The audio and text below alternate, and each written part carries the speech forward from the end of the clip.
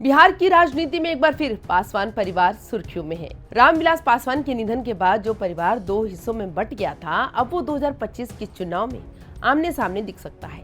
एक तरफ है चिराग पासवान एनडीए के साथ और दूसरी तरफ उनके चाचा पशुपति कुमार पारस जो महागठबंधन का हिस्सा बन चुके हैं।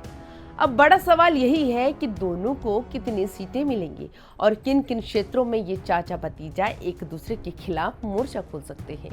चिराग पासवान ने साफ कहा है कि उनकी party Bihar first Bihari first के नारे के साथ पूरी ताकत से मैदान में उतरेगी।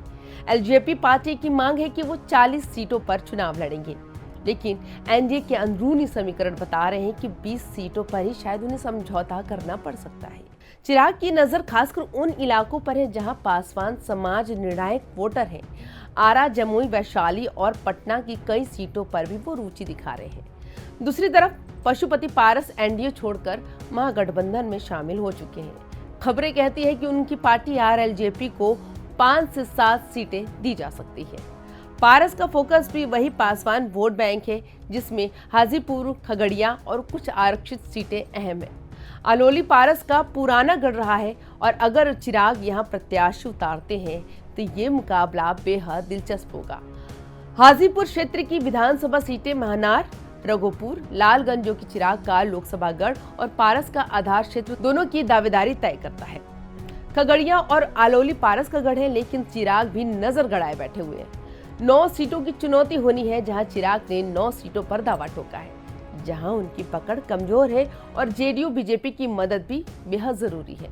अगर इन्हीं सीटों में से कुछ महागठबंधन आरएलजेपी को सौंप देता है तो चाचा भतीजा सीधे सीधे आमने सामने होंगे।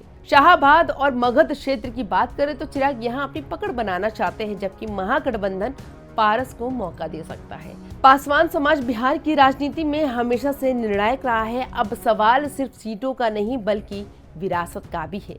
आखिर रामविलास पासवान की असली राजनीतिक विरासत किसके पास जाएगी? अगर चिराग और पारस आमने सामने होते हैं तो 2025 का चुनाव सिर्फ एनडीए बनाम महागठबंधन नहीं रहेगा, बल्कि ये लड़ाई होगी परिवार बनाम परिवार और विरासत बनाम विरासत की। तो अब देखना दिलचस्प होगा कि एनडीए चिराग को कितनी सीटें देता है और महागठबंधन पारस को कितना सम्मान देता है। लेकिन इतना तो तय है कि अगर चाचा भतीजा एक दूसरे के खिलाफ उतरे तो ये टकराव बिहार की राजनीति को नई दिशा देगा और दलित राजनीति का भविष्य भी तय कर देगा। तो आपका क्या कहना है इस खबर पर? हमें अपनी राय जरूर दीजिएगा। यंग भारत बिहार झारखंड को लाइक, शेयर और हाँ, सब्सक्राइब करना बिल्कुल भी मत भूलिएगा। नमस्कार।